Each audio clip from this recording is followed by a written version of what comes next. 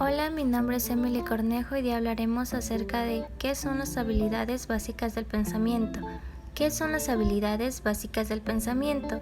Las habilidades básicas del pensamiento son procesos mentales que permiten el manejo y la transformación de la información. Estas mismas tienen diferentes características que sirven para sobrevivir en el mundo cotidiano, son procesos mentales y facilitan la organización y la reorganización.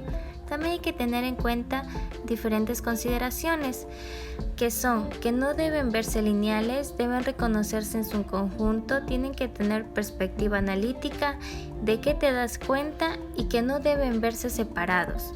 Estas habilidades se dividen en 5, que son observación, relación, clasificación, descripción y comparación. A continuación veremos cada una de ellas. Observación es el proceso mental de fijar la atención en una persona, objeto, evento o situación, a fin de identificar sus características.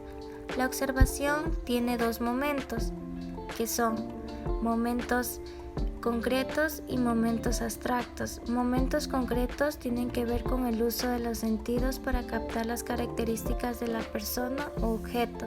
En momentos abstractos es que tienen que ver con la reconstrucción de los datos en la mente. Existen 2 tipos de observación, la observación directa y la observación indirecta. En la observación directa, cuando el objetivo que se define indica el uso de los sentidos de la persona que realiza el proceso.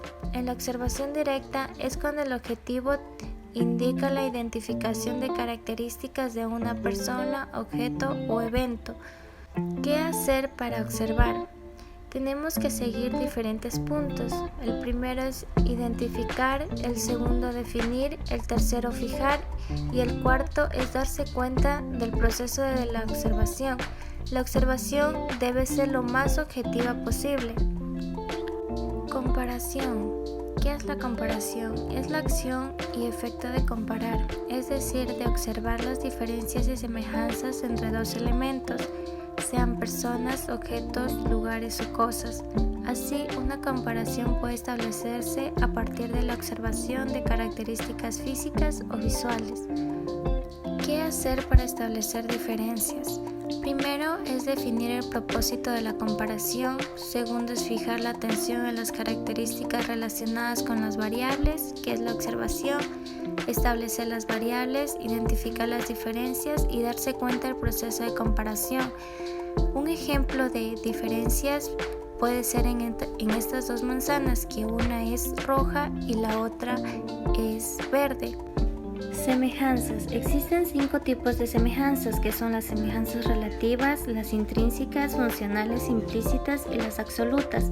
Las relativas corresponden a lo parecido de las características. En este tipo de semejanzas se valora lo más parecido posible. En las semejanzas intrínsecas son aquellas características propias de los objetos comparados, tienen que ver con la naturaleza de lo que se compara. En las funcionales son aquellas inherentes a las funciones que realizan los objetos, similares en cuanto se puede utilizar para el mismo propósito. En las implícitas, las semejanzas entre 2 o más personas, objetos, eventos o situaciones pueden estar implícitos o sobreentendidos. En las semejanzas absolutas corresponden a la igualdad de las características. ¿Qué es la relación? La relación interpretación se refiere al proceso mental a través del cual el lector infiere información, sentimientos, características, entre otros, a partir de las conexiones que hace entre la información explícita. Características de la relación. Establecer relaciones al conectar los resultados, identificar las características de una misma variable, localizar las diferencias o semejanzas y conecta datos similares. Proposiciones que se ocupan. Las proposiciones que se ocupan en una relación pueden utilizarse tanto de variables cualitativas como cuantitativas. Es muy frecuente pensar que con los resultados de la comparación ya se están obteniendo relaciones. Por eso no hay que olvidar el establecer las conexiones, nexos o vínculos entre sus características. Las proposiciones utilizadas con más frecuencia son mayor que, menor que, igual o diferente a. ¿Qué hacer para establecer relaciones? Primero es identificar, luego establecer, fijar, identificar, establecer y darse cuenta del proceso de relacionar. Clasificación. La clasificación es un proceso mental que permite agrupar personas, objetos, eventos o situaciones con base en sus semejanzas y diferencias.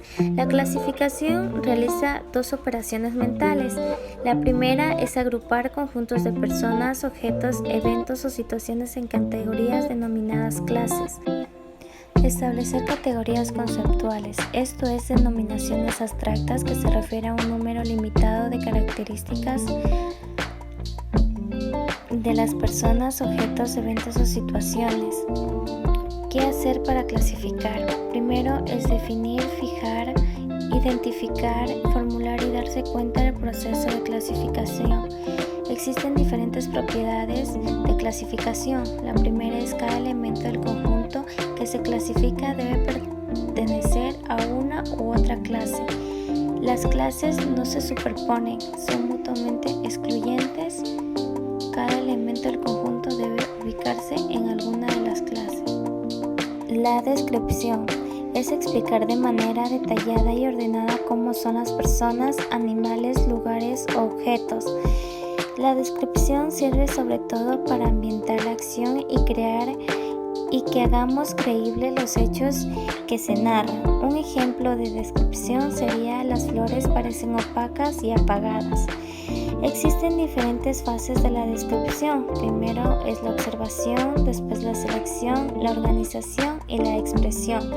Igualmente existen diferentes tipos de descripción. Son 3 en total. La primera es objetiva, la segunda es subjetiva, prosopográfica, etopeya, coloquial, retrato, autorretrato, caricatura, zoografía, cronografía, topografía, científica y literaria. A continuación hablaremos de cada una de ellas. La descripción objetiva se atiene a describir la realidad sin dejar entrever las posiciones del autor. Un ejemplo sería: ese auto tiene las puertas rojas y los neumáticos negros. En la descripción subjetiva transmite el modo en el que el emisor percibe algo. Utiliza criterios propios de la persona que describe, ya sean juicios de valor o relaciones internas. La prosopografía se enfoca en los rasgos físicos de la persona que describe. Por ejemplo, Valeria tiene el pelo castaño, lacio, ojos de color verde y suele usar faldas de muchos colores y camisetas de bandas de rock.